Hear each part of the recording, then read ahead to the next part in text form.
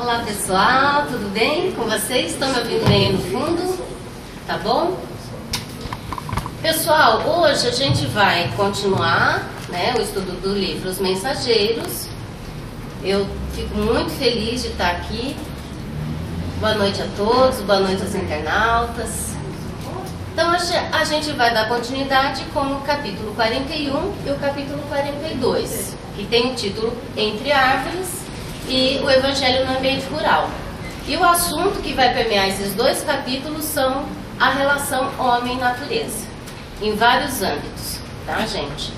E semana que vem a gente vai abordar o capítulo 43 e 44, que vai falar sobre a preparação e posturas no trabalho de assistência. Aqui deu uma formatadinha, mas só para a gente ter mais ou menos a ideia do que é, dos assuntos que a gente vai discutir. É Enter?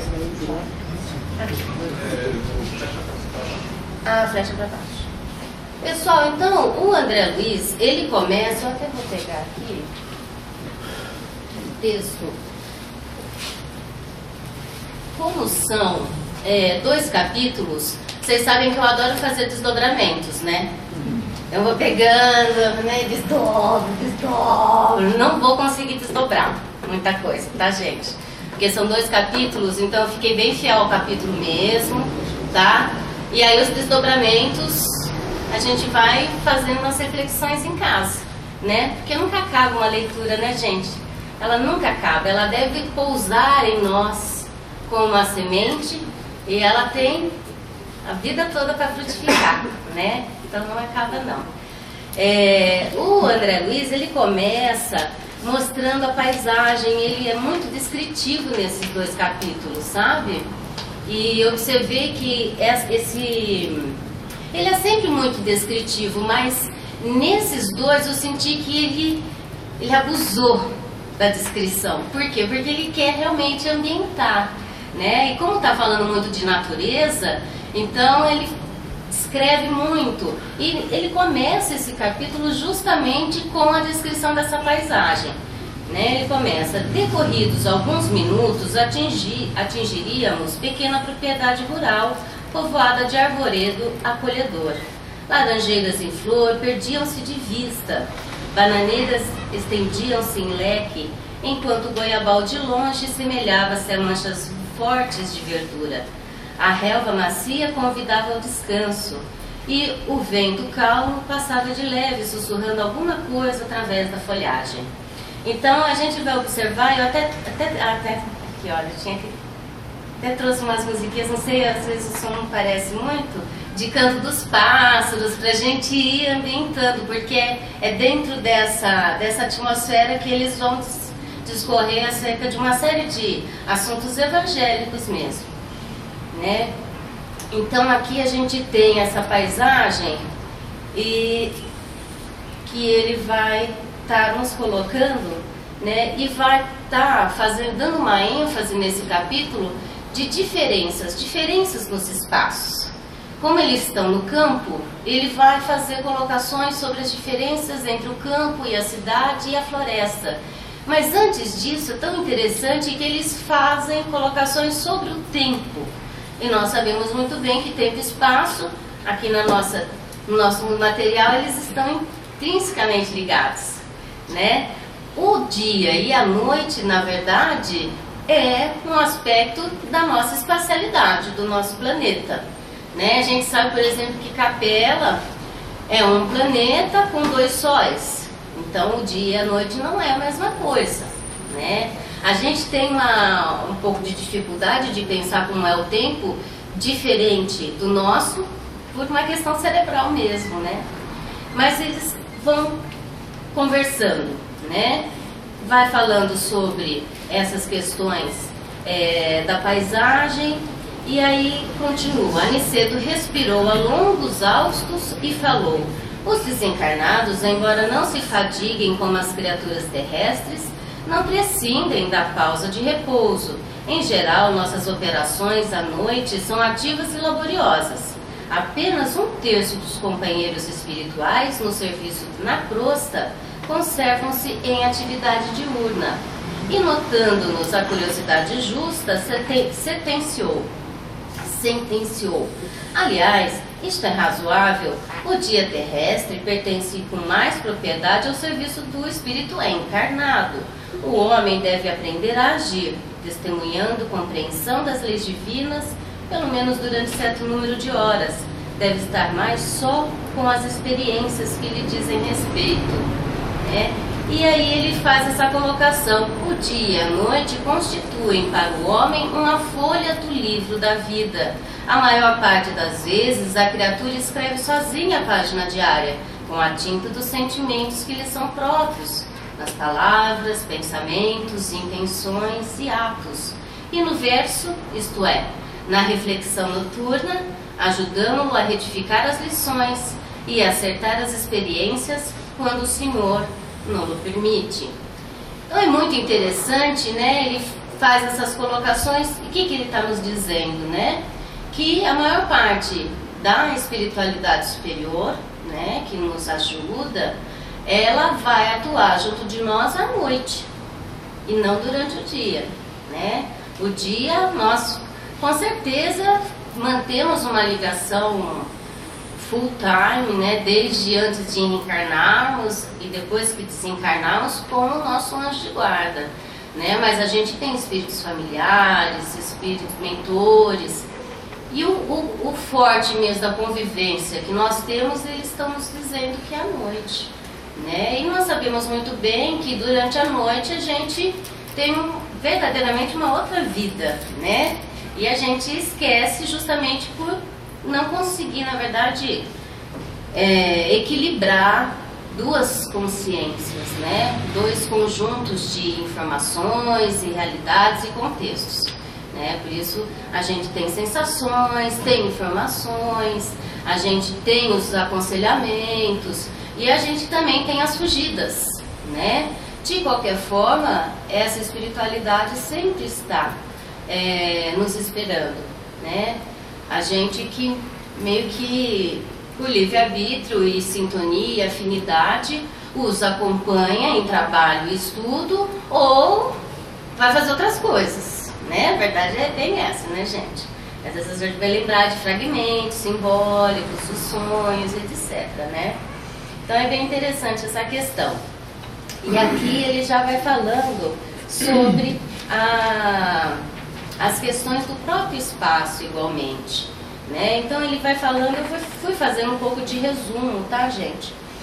Mas ele vai falando, né, um pouco sobre os horários. É tão interessante, né? Eles falam o horário da manhã, bem cedo, é um horário que se aproveita muito, né? Que está muito fértil de energia mesmo.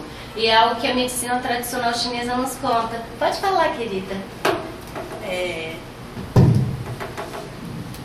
Você falou da vida espiritual à noite. Quando a pessoa tem insônia, aí ela dorme muito pouco, então significa que ela não tem uma vida espiritual à noite, vive mais na matéria, né? Como fazer para reverter isso? A insônia é um problema medicável, né? Há sempre que procurar de onde que está vindo essa insônia, né, querida? Pode ser uma questão fisiológica. Eu digo sempre que, em função do nosso próprio paradigma médico espírita, nada é só bio, nada é só psico, nada é só sócio, nada é só espiritual. É tudo junto. É bio, psico, sócio, espiritual. Né? Então, eu também já sofri muito de insônia. E às vezes é algum desequilíbrio energético mesmo, né? Tem que correr atrás, né? Mas no caso é desequilíbrio energético, é mais espiritual, e aí? Não, certamente é bio, psico, sócio espiritual, como tudo, né? Então sempre é bom estar observando, né? Sempre, de repente, é interessante estar procurando um médico e ver direitinho, às vezes é apneia, às vezes é alguma coisa assim. Mas pode ter, com certeza, tem algumas questões psíquicas que estão envolvidas, né? E o déficit, para quem tem a insônia, é muito grande, né? Porque faz uma falta que a gente não sabe explicar, né, gente? E é essa falta, eu acho, que é da convivência mesmo com a espiritualidade superior, sabe? Né? Então, eu recomendo muito, assim, né? Ir acalmando, vai acalmando. Então se dê 1 hora antes de dormir para você ler, para você meditar, para você se conectar com Deus, né? Que eu acho que já... E com ajuda também, né? Para saber direitinho o que está escrito. Dá para ler. Então André Luiz vai nos falando, né? Olha, não mais as emanações pesadas da cidade grande, mas o vento leve, embalsamado de suavíssimos perfumes. Refletia eu na bondade do Senhor, que nos oferecia recursos novos, quando Aniceto voltou a dizer: a natureza nunca é a mesma em toda parte. Não há 2 porções de terra com climas absolutamente iguais. Cada colina, cada vale possui expressões climatéricas diferentes. É forçoso reconhecer, porém, que o campo, em qualquer condição, no círculo dos encarnados, é o reservatório mais abundante e vigoroso de princípios vitais. Né? Isso, eu acho que alguém tem alguma dúvida sobre isso, pessoal? Né? Os japoneses têm uma expressão que é banho de floresta, banho de mata, né? E de fato a gente sabe que quando a gente sai da cidade, vai para a praia, para a montanha, para o meio do mato, a gente volta revitalizado mesmo, né, gente? Por quê? Porque é muita energia boa, né? Então é o que o Aniceto está nos falando, né? O reservatório mais abundante e vigoroso de fluidos vitais, né? Isso no ar, na água, nos vegetais, entre os animais, né, gente? A verdade é que o ser humano perdeu muito a conexão com a natureza, né, gente? No mundo contemporâneo, isso é um negócio que a gente precisa resgatar, voltar. Né? Então ele faz essa comparação. Na floresta, a impermeabilidade ao vento, emissões dos reinos inferiores da natureza. Na cidade, densidade mental das mais baixas aglomerações. E a gente já viu aqui em capítulos anteriores as bactérias espirituais, enfim, né? Uma série de questões que o André foi pontuando, meio que preparando, né? Mostrando o que é esse ambiente da cidade e igualmente a gente pode observar, né, pessoal? Eu pelo menos eu sinto assim uma nitidez. Eu trabalhei por 5 anos na Rua São Bento, bem centrão. Eu falo, é um anexo de algum grau na terra aquele lugar, sabe, gente? Eu subindo a escada rolante assim no metrô São Bento, parecia que eu estava entrando na nuvem negra, assim, claramente, né? Por quê? Porque o que a gente vê é só na casquinha, né, gente? Então, se o que a gente vê realmente no plano físico desagrada, ou nos cria algum tipo de repugnância, você pode ter certeza, né? No plano espiritual também não são flores, né? E aí a gente tem, no campo desse modo, temos o centro ideal, né? No campo nós temos o que, na verdade, né, gente? Um intermédio entre a floresta e a cidade, né? A gente tem a natureza disciplinada, manejada, né? Cuidada, né? E na floresta a gente tem nenhum grau de ordenamento, né, pessoal? E o que ele nos diz aqui, né, que é interessante até porque na medicina tradicional chinesa a gente tem uma terapêutica que é da do Feng Shui ou Feng Shui. É uma terapêutica e que lida com o quê? Com os ambientes, com os espaços, e o significado é água-vento, vento e água, né? Então, para os chineses, a harmonia do espaço depende muito do vento. E é bacana que a Aniceto diz aqui, olha, sem a penetração do vento, né, a floresta acaba tendo uma densidade fluídica grande, mais alta, né? Emissão dos reinos inferiores, os próprios animais, né, pessoal? E animais não só grandes, mamíferos, mas milhares e centenas de espécies de insetos, enfim, é um outro universo que nós desconhecemos completamente, né, pessoal? Mas que a gente sabe que nos faz muito bem e que ele vai continuar contando pra gente. Eu acho que eu não consegui ligar aqui a musiquinha. Vocês chegaram a ouvir? Deixa eu ver. Mas é só canto dos pássaros, viu, gente? Aqui. Vamos ver aqui, às vezes não dá para ouvir muito o volume, né?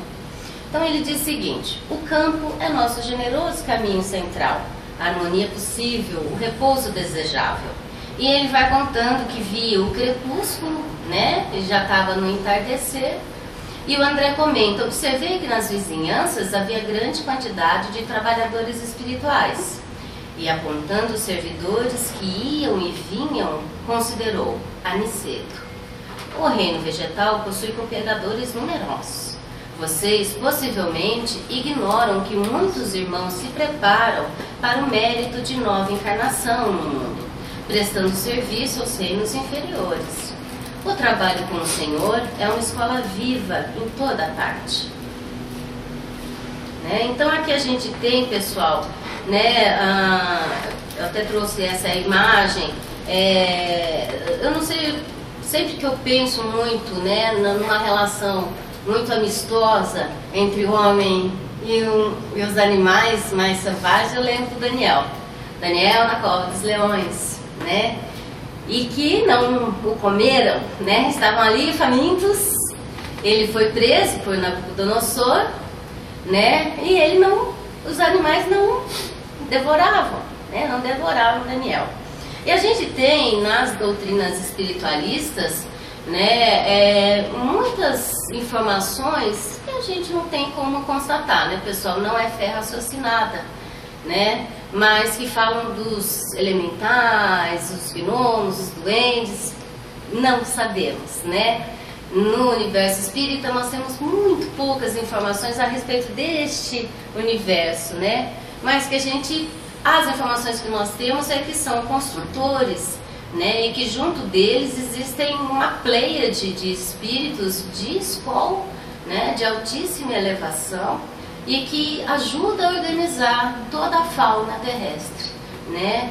Então, eu já cheguei, a gente tem não tem muitas informações, né, pessoal? A gente conhece alguma coisa pela doutora Irvênia, né? Tem alguém aqui do Nuvete que gostaria de falar alguma coisa, né? O pessoal do Nuvete, que é sempre... Mas a gente tem poucas informações. Uma coisa que eu já tive essa informação de várias fontes é que nós humanos produzimos tantas energias tão deletérias, tão impuras, tão trevosas, que a gente não conseguiria viver sem a fauna terrestre. Não viveria. A gente já não viveria fisicamente porque o nosso corpo é mais bactéria que qualquer coisa, né, gente? Muita bactéria, sem elas a gente não vive. A gente é um verdadeiro ecossistema, né? A gente é meio ambiente.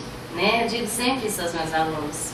Por quê? Porque nós somos água, resíduos, né? Nós somos tudo isso animado por Deus. As energias dos animais ajudam muito, né? Muito, né, Locatelli? Demais. Tem terapia com equinos, terapia com é muito bacana. Né? Então a gente sabe que faz uma diferença muito grande, né? Ter um pet em casa, para o desenvolvimento infantil. Então a gente desconhece, né, pessoal? Uma coisa é certa, eles são puros, né? Eles são muito mais puros do que a gente. As plantas obedecem muito mais a Deus do que nós, né? Então há um grau de harmonia com a divindade, né? Desses reinos inferiores, que a gente ainda tem que aprender com eles. A verdade é essa, em termos de pureza. E o que ocorre? Eles vibram uma pureza sem a qual a gente não aguentaria a nossa impureza.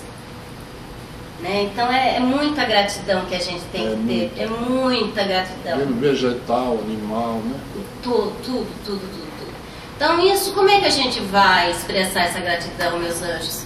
É cuidando do meio ambiente, né? É dando educação ambiental para todo mundo, para a família, para todo mundo. Né? Então todos nós precisamos nos educar com relação aos assuntos de meio ambiente, todos. Até 30, 40, 50 anos atrás a gente achava que podia sujar à vontade, que o planeta limpa, tá? Tem muita gente que continua pensando assim, tá, gente?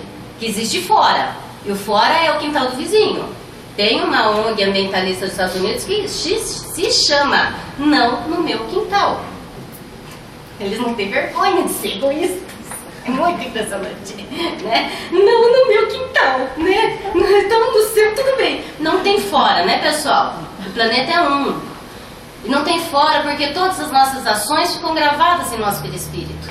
Então o papel que você joga, você está gravando no seu perispírito a sua ingratidão com relação àquele chão que você está pisando. Exatamente. Então aí a gente tem todo o universo xamânico também, né, pessoal? Conheço muito pouco, mas gosto muito, tenho descendência indígena e gosto muito de ervas. Então estou sempre procurando estudar um pouco, eu acho que eles têm muito a nos ensinar, sabe? Então, mas eles falam de animais de poder, eles usam muito as ervas. Eu admiro muito, embora desconheça, mas ainda vou estudar. E ainda trago para vocês mais informações, viu, gente? Aí, ele continua a narrativa, né, pessoal? Nesse momento, nossa atenção foi atraída por significativo movimento na estrada próxima. Dirigimos-nos para lá, seguindo os passos de Aniceto, que parecia adivinhar o acontecimento. Observei então um quadro interessante. O homem jazia por terra numa poça de sangue ao largo de pequeno veículo sustentado por um mular impaciente, dando mostras de grande inquietação. 2 companheiros encarnados prestavam socorro ao ferido apressadamente. É preciso conduzi-lo à fazenda sem perda de tempo, dizia um deles aflito. Temo haja fraturado o crânio. O número de desencarnados que auxiliava o pequeno grupo, todavia, era muito grande. A ocorrência. O carroceiro havia recebido a patada de um burro que era necessário socorrer o ferido. Serenada a situação, viu o referido superior hierárquico chamar um guarda do caminho interpelando. E sério, como permitiu semelhante acontecimento? Este trecho da estrada está sob sua responsabilidade direta. O subordinado respeitoso considerou sensatamente. Fiz o possível por salvar este homem, que aliás é um pobre pai de família. Meus esforços foram improfícuos pela imprudência dele. Há muito procuro cercá-lo de cuidado sempre que passa por aqui, entretanto, o infeliz não tem o mínimo respeito pelos dons naturais de Deus. É de uma grosseria inominável para com os animais que o auxiliam a ganhar o pão. Não sabe se não gritar, encolerizar-se, surrar e ferir. Tem a mente fechada às sugestões do agradecimento. Não estima senão a praga e o chicote.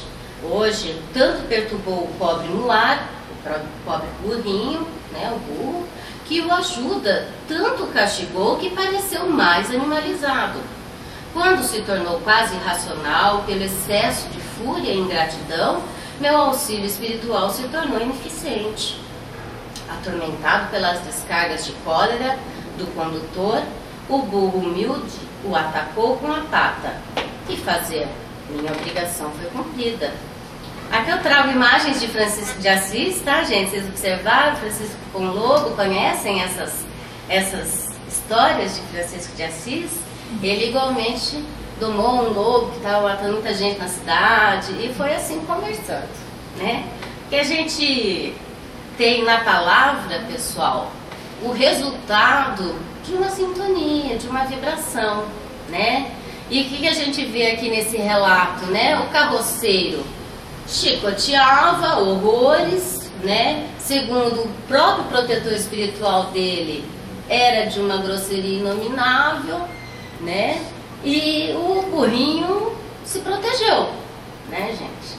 E infelizmente, né, a gente tem que, muitas vezes, a não ser que seja por causa de alguma questão genética, alguma doença, mas a ferocidade, ou a própria fome mesmo, né, a ferocidade, ela vem em função de um contato que não é harmônico, né, de uma vibração que é de medo, de repulsa, né, ou de ódio, ou de exclusão, né, tudo isso não é de Deus, mas os bichinhos são muito, muito, muito de Deus, né.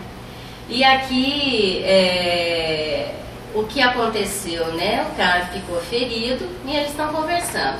O Aniceto continua nos dizendo: esse trabalhador imprudente foi punido por si mesmo. A cólera é punida por suas consequências. Ao mal segue-se o mal. Se os seres inferiores, nossos irmãos, no grande lar da vida, nos fornecem os valores do serviço, devemos dar-lhes, por nossa vez, os valores da educação. Ora, ninguém pode educar odiando, nem edificar algo de útil com fúria e brutalidade. Né, pessoal, isso aqui é tão importante. A mansuetude é condição cristã. Não dá para se chamar de cristão se você não cultiva a mansuetude, galera. Tem que cultivar. Não é uma escolha, né? A ira, a cólera é um desarmonizador, né, da gente, que é muito grande, né? Nós estamos vivendo uma psicosfera atualmente, eu sinto, né, no nosso país, que é de muita revolta, de muita impaciência, né? Tudo isso, pessoal, tem que chegar até nós e parar. Se a gente acolher a ira alheia, ela vira nossa. Não podemos acolhê-la, né? A gente tem que transformá-la. Na hora que chega, a gente não revida, a gente não se vinga, a gente não vai xingar, a gente não vai falar alto, né? Então é um processo, pessoal. Eu tô nessa luta desde meus 15 anos, para vocês, que eu tenho sangue italiano, ferve, não é fácil, sabe? Mas o que a gente faz? A gente vai procurando refletir. Quem manda em nós somos nós, né? Não são os nossos impulsos mais primitivos, né, pessoal? Então, na hora que chega aquela raiva, a gente tem como controlar? Tem, né? Nos Estados Unidos há uma série de estudiosos que trabalham em cima disso, controle da raiva. É uma coisa muito comum, né, Su? Você conhece alguma coisa a respeito disso? Que é muito interessante, né? Mas são métodos, né? Então a gente tem condição de não acolher a ira, né, gente? Não acolher a raiva. E principalmente, o mais importante, se uma vez acolher, se uma vez se irar, é importante que a gente reconheça, tá? E não vá justificar.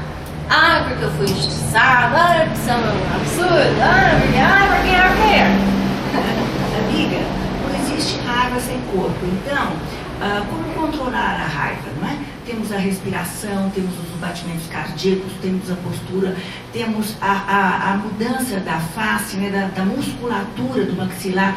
Então, se a pessoa começa a cair na realidade da sua mímica corporal e atuar de uma forma construtiva, numa mudança desse esquema, ela controla sim a raiva, ela desmonta o quadro de raiva. Ah, muito legal, Su.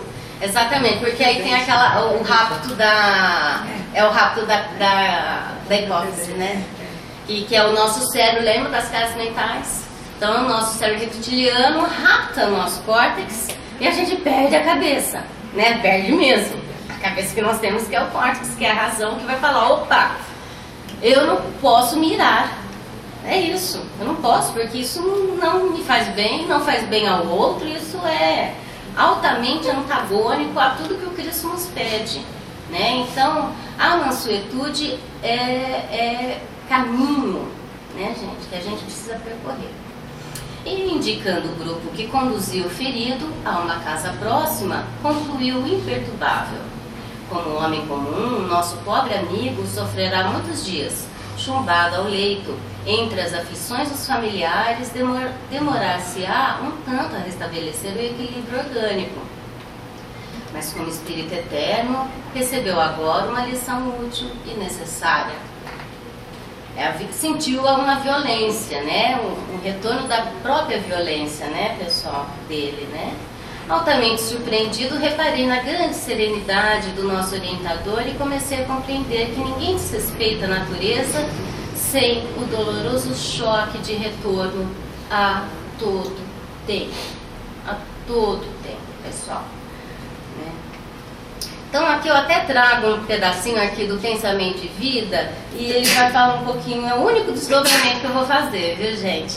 A cólera e o desespero, a crueldade e a intemperança criam zonas mórbidas de natureza particular no cosmos orgânico, impondo às células a distonia pela qual se anulam quase todos os recursos de defesa, imunidade, abrindo-se leira fértil à cultura de micróbios patogênicos nos órgãos, menos habilitados à resistência. É assim que, muitas vezes, a tuberculose e o câncer, a lepra e a ulceração aparecem como fenômenos secundários, exigindo a causa primária, um desequilíbrio dos reflexos da vida interior. Então, cuidado que nós precisamos ter com a nossa vida interior, né, pessoal? Aqui eu trago algumas imagens sobre essa questão de violência animal. A gente ainda se digladia muito com isso, né? A gente ainda tem que lutar muito juridicamente mesmo para que se faça menos pesquisas com animais, né? Com menos crueldade, e mesmo com pets, né, gente? A gente vê cada coisa que, pelo amor de Deus. Na época que eu trabalhava em mananciais, eu estava sempre na Ilha do Bororé, que é bem aqui ao sul de São Paulo, é uma região de desova. O povo desova gato e cachorro às centenas. Imagina. Tudo lá. Joga. Abandona, dá um perdido. Acontece muito? Acontece. Infelizmente. Este é o nosso mundo, tá? Então acontece, gente, ou pega o bichinho e não cuida, deixa lá preso, quer que fique só protegendo a casa como se fosse um soldado. Meu Deus, não pode, não é, né, gente? A gente ainda, né, tem que lutar muito ideologicamente, politicamente com relação a isso, viu, pessoal? E aqui eu trago, né, a carta do cacique Seattle. Eu acho que foi a primeira coisa que eu li, era muito pequenininha, e que eu e meu Zainho já brilhou, assim, já sabia que eu ia ser ambientalista, né? E é maravilhosa, quem não conhece a carta na íntegra, eu peço a vocês que leiam. E ele diz, a terra não pertence ao homem, é o homem que pertence à terra. Todas as coisas estão interligadas, como o sangue que une uma família, tudo está relacionado entre si. Tudo quanto agride a terra, agride os filhos da terra. Não foi o homem quem teceu a trama da vida, ele é meramente um fio da mesma. Tudo que ele fizer a trama, a si própria fará. Então, uma coisa, ele escreveu isso em 1854, algo que nós precisamos muito resgatar. A natureza não está ao nosso serviço, né? Não está, gente. A gente é que a escraviza. Né? Maus tratos, poluição, os animais, caça, agressividade interpessoal, aquecimento global. A gente pode discorrer aqui por muitas horas, pessoal, de rinha de galo até pesquisas e... Meu Deus do céu, cada coisa que... Cadê a Rita? A Rita está aí do IBAMA? A Rita seria alguém muito interessante para nos contar as atrocidades que ela já viu no IBAMA. Hoje acho que ela não veio. Mas ela me contou cada coisa, pessoal, que é demais. Né? A gente tem muita luta ainda pela frente. É demais. E aí ele finaliza esse capítulo 41, a gente já vai rapidinho para o 42, que é muito sequencial, tá, gente? O foco desse capítulo é sobre a carta aos Romanos, de Paulo, né? O capítulo 8, do versículo 19 ao 21. E aí, mesma coisa, ele dá aquela ambientação, tá, gente? Tudo era de aspecto imponente e calmo na natureza. Um rebanho bovino acercara-se de nós, atraído por forças magnéticas que não consegui compreender. Alguns muares humildes chegaram igualmente de longe, e as aves tranquilizaram-se nas frontes fartas, sem um fio. Isso, na hora já me veio a palestra, né, que Francisco de Assis faz para os pássaros, né? Conhecem, pessoal? Não deixem de ver um filme antigo, maravilhoso, que chama Irmão Sol, Irmã Lua. É de 72, né? Nada, adoro. Não teve outra? Ah, que tudo. Que mostra bem, tem sempre essa cena, né? Ele falando com os pássaros, que mel, né? Dor da cabeça. Não, gente. A gente conversar, né, com os animais, conversar com as plantas, é algo que realmente a gente sente e elas sentem muito mais. Né? Então elas são muito sensíveis, todos nós somos muito sensíveis às vibrações. Voz, canto, é pura vibração, né, gente? Então há que se conversar sim com eles. A única voz que toava, leve e branda, era a do vento, sussurrando harmonia e frescura. A paisagem não podia ser mais bela, vestida em ouro líquido do poente, o crepúsculo. Excetuada a rusticidade natural do quadro vivo, o ambiente sugeria recordações fiéis dos verdes salões de nosso lar. E aqui ele já entra, né, saindo da descrição do ambiente, nesses versículos de Paulo, na carta aos Romanos. Porque a ardente expectação da criatura espera a manifestação dos filhos de Deus. Porque a criação ficou sujeita à vaidade, não por sua vontade, mas por causa do que a sujeitou, na esperança de que também a mesma criatura seja libertada da servidão, da corrupção, para a liberdade da glória dos filhos de Deus. Então, a gente, na hora que lê assim, é aquele que eu sempre digo, né, pessoal? Eu quis dar uma economizada, eu não coloquei os versículos anteriores, nem os versículos posteriores, porque o Aniceto ele vai esmiuçar muito, tá? E eu vou seguir bem o discurso do Aniceto, que é uma aula maravilhosa. Mas assim, de cara, a gente tem uma dificuldade às vezes para entender, né? E o Aniceto vai falando. Há milênios, a natureza espera a compreensão dos homens. Não se tem alimentado tão somente de esperança, mas vive em ardente expectação, aguardando o entendimento e o auxílio dos espíritos encarnados na Terra, mais propriamente considerados filhos de Deus. Entretanto, as forças naturais continuam sofrendo a opressão de todas as vaidades humanas. Isto, porém, ocorre, meus amigos, porque também o Senhor tem esperança na libertação dos seres escravizados na terra, para que se verifique igualmente a liberdade na glória do homem. Conheço-vos de perto os sacrifícios, abnegados trabalhadores espirituais do solo terrestre. Muitos de vós aqui permaneceis, como em múltiplas regiões do planeta, ajudando a companheiros encarnados, acorrentados às ilusões da ganância, de ordem material. Quantas vezes nosso auxílio é convertido em baixas explorações no campo dos negócios terrestres? Tendes visto a civilização funcionando qual vigorosa máquina de triturar. E aqui eu trago essas imagens que são fortes mesmo, porque é isso mesmo, pessoal, né? Eu falo isso assim, no geral, né? Se a gente for pensar assim, poxa, Sirlene, eu não jogo papel no chão, eu segrego meu lixo, poxa, eu contribuo com a WWF, eu sou, né? Poxa, tudo bem. Quais os produtos que você compra? As empresas desses produtos, como elas estão agindo? Procure saber, né? Infelizmente, pessoal, a maior parte das empresas maquiam, né? Se dizem sustentáveis, passa aquela mão de tinta verde, né? E no fundo faz muito pouco, né, pessoal? Então é muito importante. Para além das leis ambientais, a pressão dos consumidores chega a ser até mais importante, tá, pessoal? E ele continua. Absolutamente mergulhados na viciação dos sentimentos e nos excessos da alimentação, despreocupados do imenso débito com a natureza amorável e generosa.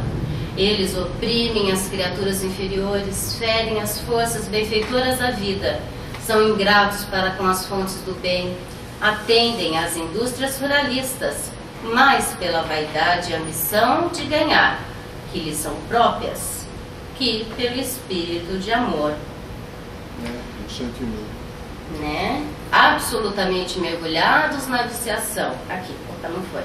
e utilidade, né? Na viciação, né? Olha, que lhes são próprias, que pelo espírito de amor e utilidade, mas também não passam de infelizes servos das paixões desvairadas, traçam programas de riqueza mentirosa, que lhes constituem a ruína, escrevem tratados de política econômica que redundam em guerra destruidora, desenvolvem o comércio do ganho indébito, colhendo as complicações internacionais que dão curso à miséria, dominam os mais fracos e o exploram, acordando, porém, mais tarde entre os monstros do ódio. O Senhor reserva acréscimos sublimes de valores evolutivos aos seres sacrificados. Não olvidará ele a árvore útil, o animal exterminado, o ser humilde que se consumiu em benefício de outro ser. Cooperemos, por nossa vez, no despertar dos homens, nossos irmãos, relativamente ao nosso débito para com a natureza material. Sempre ao voltarmos à crosta, envolvendo-nos em fluidos do círculo carnal, levamos muito longe a aquisição de nitrogênio. Convertemos em tragédia mundial que poderia constituir a procura serena e edificante. Como sabemos, o organismo algum poderá viver na Terra sem essa substância, o nitrogênio. E embora se locomova no oceano de nitrogênio respirando na média de 1000 litros por dia, não pode o homem, como nenhum ser vivo no planeta, fora algumas bactérias, apropriar-se do nitrogênio. No caso, as bactérias se apropriam do nitrogênio da terra, né? Uma vez já na terra. Por enquanto, não permite o Senhor a criação de células nos organismos viventes do nosso mundo que procedam à absorção espontânea desse elemento de importância primordial na manutenção da vida, como acontece ao oxigênio comum. Somente as plantas infatigáveis operárias do orbe conseguem retirá-lo do solo, fixando-o para o entretenimento da vida nos outros seres. Cada grão de trigo é uma bênção nitrogenada para o sustento das criaturas. Cada fruto da terra é uma bolsa de açúcar e albumina repleta de nitrogênio indispensável ao equilíbrio orgânico dos seres vivos. E aqui, pessoal, eu trago, né, o ciclo de nitrogênio, tá? Se tiver algum engenheiro químico por aí na plateia que queira falar, tá bom, Bruno? Mas também não vamos poder se ater, né, gente? Vimos isso no colegial, né? Então, o nitrogênio, infelizmente, como é que a gente absorve? Não absorve, só pela alimentação, né? E os outros animais também, só pela alimentação, tá, gente? Então, vai sair ali da terra, emissões atmosféricas também podem, não me lembro o nome, né, do processo químico, mas é pelas plantas que a gente vai consumir, né? E assim como mesmo os animais que nós consumimos, nós pegamos, né, o nitrogênio via a cadeia alimentar, né? Então, o Aniceto, ele está falando dessa questão fundamental, né? Nós não temos essa possibilidade, nós precisamos nos alimentar, né, gente? Aqui tem a cadeia toda, né, da formação, o caminho, né, que o nitrogênio faz, né? E aí ele dá continuidade. Só para dar uma relembradinha no ciclo do nitrogênio. Vocês lembram, né, pessoal? Tudo, absolutamente tudo é cíclico. A gente conhece do carbono, do nitrogênio, da água que é a coisa mais impressionante, né? Pois saibam, meus anjos, nós estamos contaminando o próprio ciclo da água, né? Há muitas substâncias que são persistentes no corpo humano e no meio ambiente, que evaporam e, incrustadas nas moléculas de água, formam nuvens de chuva ácida e chove chuva ácida, né? Com essas mesmas substâncias tóxicas, tá? E persistentes. Então, eu conto sempre para meus alunos, né? Infelizmente, Tem alguém lá no Mato Grosso que usou um defensivo agrícola, um agrotóxico, né? Um defensivo agrícola, que já está proibido no mundo todo, mas no Brasil não está. Ele usou, foi para a nuvem, choveu longe, mas está lá o defensivo agrícola. Choveu pela chuva, a plantinha pegou aquela substância, a vaquinha comeu a plantinha, a mãezinha comeu a vaquinha. Sabe onde é que vai sair essa substância? No leite materno. É uma sequência infinita. É muito triste. Acaba no bebê doente. É isso. Né? Acaba no bebê doente. É mole, gente? Os detalhes do universo ambientalista é sórdido demais, sabe, pessoal? Eu, quando fui estudar mais, eu cheguei até a alopecia areata. Caiu o cabelo assim, ó, tá. De tanta coisa que eu vi. Eu fico muito chocada, eu fico muito mobilizada, porque eu, quando fiquei sabendo disso, do ciclo da água, eu chorei, eu vim chorando no metrô. Eu vim chorando pra cá. Porque pra mim é como se fosse uma agressividade constante, né? É um grau de violência muito grande e disfarçado, né? Controla isso, né? Como é? Controla por boas leis e cumprimento das leis ambientais, né? Infelizmente o nosso país sofreu um processo de retrocesso muito grande nos últimos 13 anos, né, pessoal? Então, Aniceto continua. Todas as indústrias agropecuárias não representam, na essência, senão a procura organizada e metódica do precioso elemento da vida. Se o homem conseguisse fixar 10 gramas aproximadamente dos 1000 litros de nitrogênio que respira diariamente, a crosta estaria transformada no paraíso verdadeiramente espiritual. Mas se muito nos dá o Senhor, é razoável que exija a colaboração do nosso esforço na construção de nossa própria felicidade. Mesmo em nosso lar, ainda estamos distantes da grande conquista do alimento espontâneo pelas forças atmosféricas em caráter absoluto. E o homem, meus amigos, transforma a procura do nitrogênio em movimento de paixões desvairadas, ferindo e sendo ferido, ofendendo e sendo ofendido, escravizando e tornando-se cativo, segregado em densas trevas. Ajudemo-lo a compreender para que se organize uma nova era. Auxiliemo-lo a amar a terra antes de explorá-la no sentido inferior, a valer-se da cooperação dos animais sem os recursos do extermínio.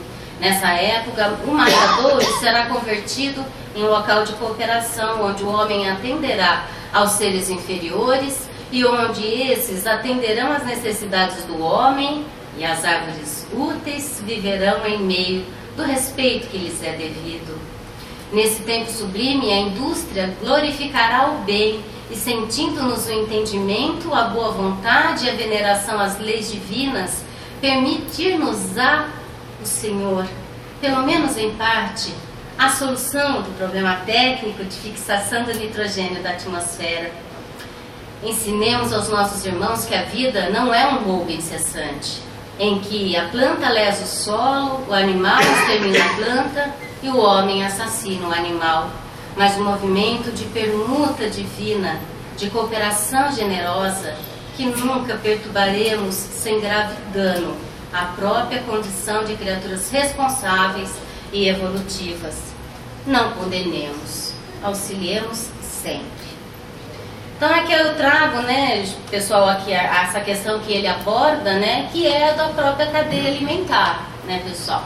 Então é assim que o nosso estágio evolutivo nos permite desenvolver. Pode falar. Não, o homem deveria, como uma época o Chico Xavier falou, né, na tecnologia, na ciência, poder produzir carne artificial, né, talvez até para evitar tudo isso. Quer dizer, é muito difícil isso, né, porque a grande interesse dos criadores, né, não vai permitir, né? Aliás, eles não vão deixar que isso aconteça, né? Tem um processo ainda, né, Locatelli? A gente ainda vai viver, né? O Emmanuel fala muito disso no livro Consolador, pessoal. Uma questão em especial, né, sobre o vegetarianismo, né? Seria o melhor dos mundos seria o melhor dos mundos, né, pessoal? Mas é um contexto intrincado, né? Então, acho que é muito cedo ainda, né, para o homem.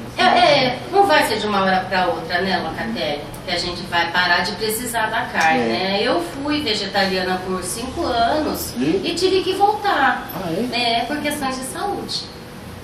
Então, Não é bom? precisamos de proteína animal. Alguns organismos precisam mais, é o meu caso. Então, tem gente que se adapta muito bem, que aí não tem a necessidade, mas tem organismos que precisam. Então, a gente não pode generalizar nada, né, gente? É óbvio, naturalmente, seria muito interessante, né, que a gente não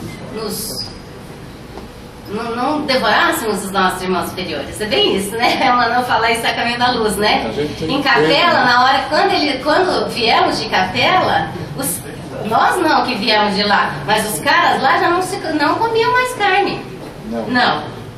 Tá, gente? Então eu acho que é algo que a gente vai viver com o tempo, sem grandes violências, porque não é o que entra pela boca do homem, pessoal. É o que sai. Tá? Então, sem radicalismos, né, pessoal? Eu acho que a luta ambientalista, ela é muito mais difícil do que o vegetarianismo. E ela é muito mais necessária, tá? Para resultados realmente eficientes de uma mudança de paradigma da relação homem-natureza. Muito mais do que o vegetarianismo. O vegetarianismo é uma atitude individual, né, pessoal? E aí continua. A Assembleia, tanto quanto nós, estava sob forte impressão. Aniceto calou-se e contemplou com simpatia os animais e as aves próximas, como se estivesse a endereçar-lhes profundos pensamentos de amor, e a seguir fechou o livro sagrado com essas palavras. Observamos com o Evangelho que a criação aguarda ansiosamente a manifestação dos filhos de Deus encarnados. Concordamos que as criaturas inferiores têm suportado o peso de iniquidades imensas. Continuemos em auxílio delas, mas não nos percamos em vãs contendas. Os homens esperam também a nossa manifestação espiritual. Desse modo, ajudemos a todos no capítulo do grande entendimento. E assim, pessoal, eu finalizo, né? Eu acho que a gente foi comentando aos poucos, a gente tem aí um pouco mais 5 minutos. Se alguém quiser fazer mais alguma colocação, eu agradeço muito a atenção de vocês. Alguém quer fazer alguma pergunta, alguma colocação sobre o ciclo do